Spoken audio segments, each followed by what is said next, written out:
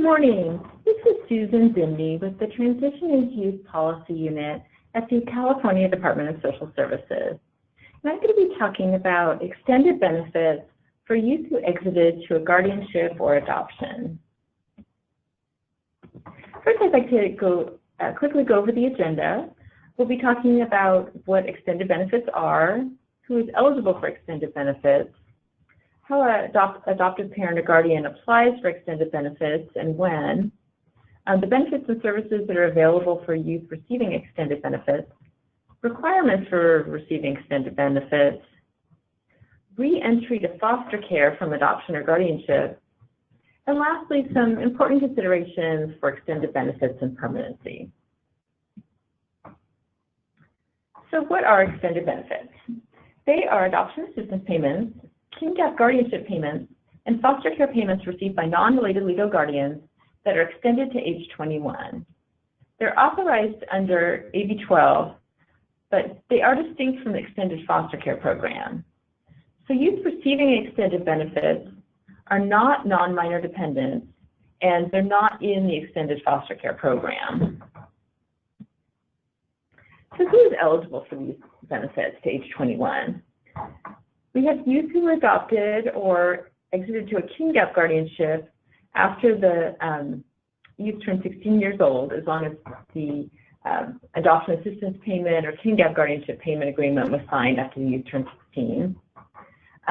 Also, youth who have a physical or mental disability that was documented at the time the agreement was signed, and if documentation of continuing disability is provided with the request for extended benefits, those youth are eligible regardless of what age they were adopted or entered the kin gap guardianship. And then we have youth who are adopted as non-minor dependents.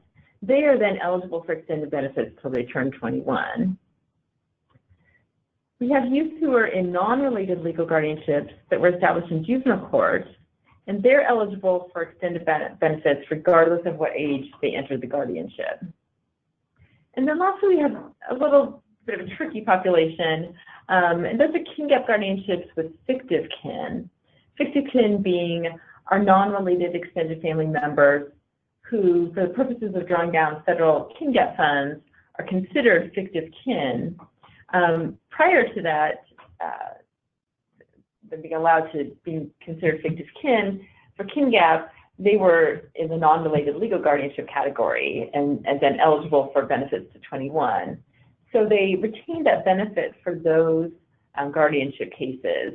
So if a youth is in a kin gap guardianship with a fictive kin, then regardless of what age they entered into the guardianship, they are still eligible for extended benefits to 21.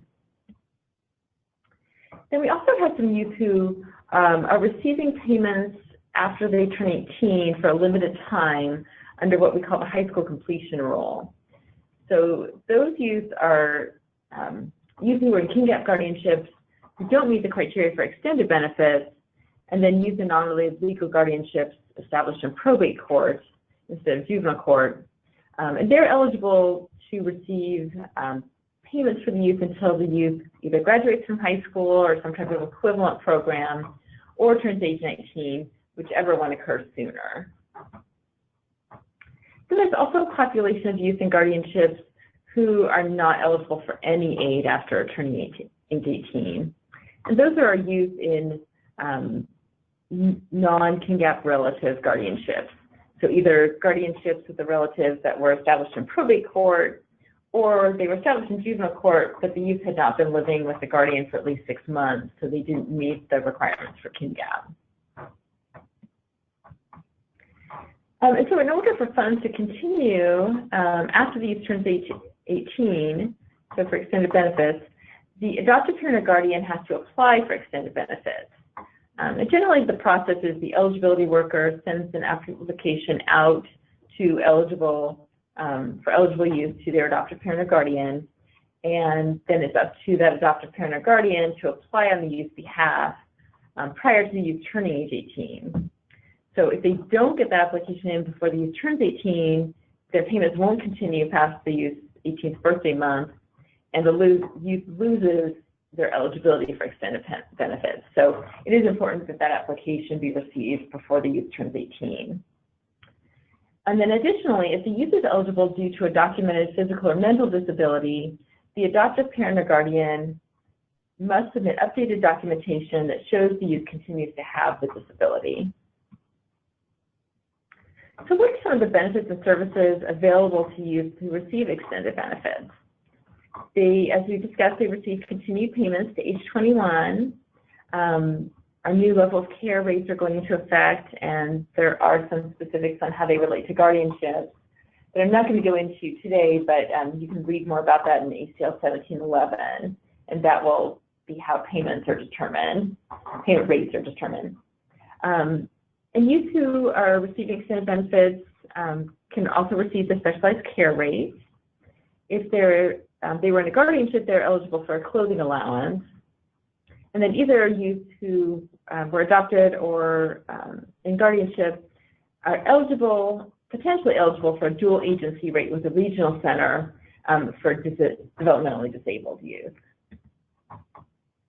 Then for guardianships only, if the youth is a parenting youth living with their child, they can potentially receive an extra $200 if the home has been deemed a whole family foster home, and that requires extra training on behalf of the guardian. And then a shared living agreement has to have been developed between the youth and the caregiver as well. And then parenting youth and guardianships are also eligible for the infant supplement. And then both youth who were adopted or in a guardianship are eligible for Medi-Cal to age 21. Many of the youth receiving extended benefits are also going to be eligible for the independent living program and the benefits and services that are available through that program. So the following populations are eligible: youth in kin gap guardianships, including those with fictive kin, regardless of when the guardianship was established, as long as they received a kin gap payment during the ages of 16 to 18. And then we have youth who are in non-related legal guardianships established in juvenile court after the youth turned 8 years old are eligible for ILP, as are youth who are adopted after turning 16 years old. And then many youth are also eligible for a CHASE education and training voucher. And the general criteria for CHASE-ETV is any youth who is or was a dependent or ward of the juvenile court or a tribal agency and was simultaneously placed out of home for at least 1 day during the ages of 16 to 18. And then they also have to be under the age of 26 as of July 1st of the award year. And this age actually is just recently changed because California decided to exercise the federal option of extending CHASE-ETV eligibility up to age 26. And then in order to receive extended benefits, youth have to be meeting one of the 5 participation criteria for AB 12. For non-related legal guardianships, the caseworker has to certify that the participation criteria is being met in the Transitional Independent Living Case Plan update. So the youth and guardian have to cooperate with the development of a written assessment of the youth's needs, updating that assessment in the case plan, and caseworker visits every 6 months. So for kin gap guardians and adoptive parents, they don't meet with the social worker. So they are responsible for reporting to the county if the youth is no longer satisfying one of the criteria. So does the youth have to live with the guardian or adoptive parent in order to receive the benefits? For adoption, no. The youth can live apart from the adoptive parent as long as the adoptive parent is utilizing the AAP monies to provide some type of support for the youth, although it doesn't have to be for housing. And then for kin gap guardians, including with fictive kin, currently there's no prohibition on the youth living apart from the guardian, but we do have AB 12 eligibility regulations that are in our regulation development process, and there is a requirement in those regulations that the youth lives with the guardian. This could change prior to the adoption of the regulations, but at this point it looks like that's going to be the requirement. And then for non-related legal guardianships, generally the youth has to live with the guardian unless they are living in a separate location because it's needed to pursue an educational or employment opportunity. And if the youth is doing this, then they can receive their payment directly. So certain populations of youth were eligible for re-entry to foster care from adoption or guardianship between the ages of 18 to 21. There were 2 pieces of legislation that established this.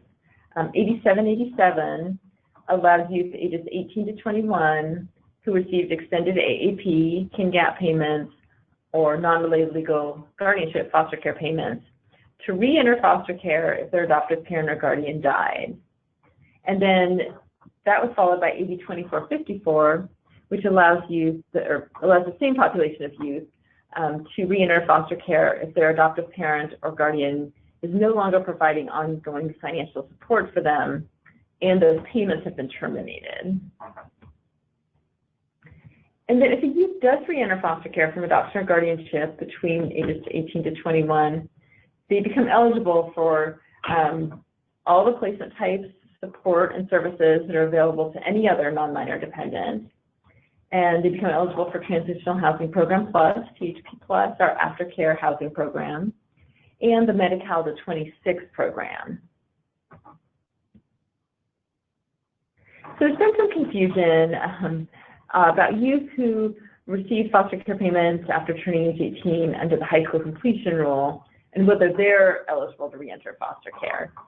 And the guidance from CDSS has changed on that. We were initially saying that because the statute is written in a way that it sounds like any youth who received any kind of payment after age 18 was eligible to re-enter. We were originally saying that youth under the high school completion rule could re-enter.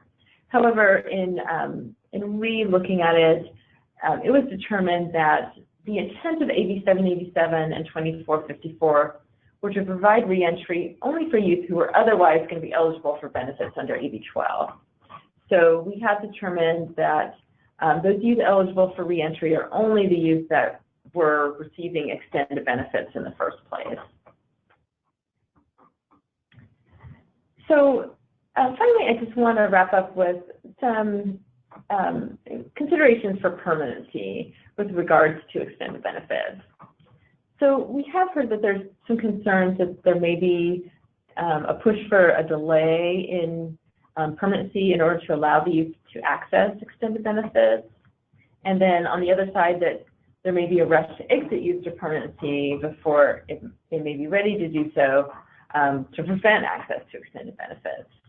So I just want to reiterate that permanency should be based solely on factors like the youth's desire for permanency, the caregiver's ability and desire to provide permanency, the stability of the placement, and other factors regarding the youth's best interest, and that eligibility for extended benefits really shouldn't enter into that assessment, permanency assessment.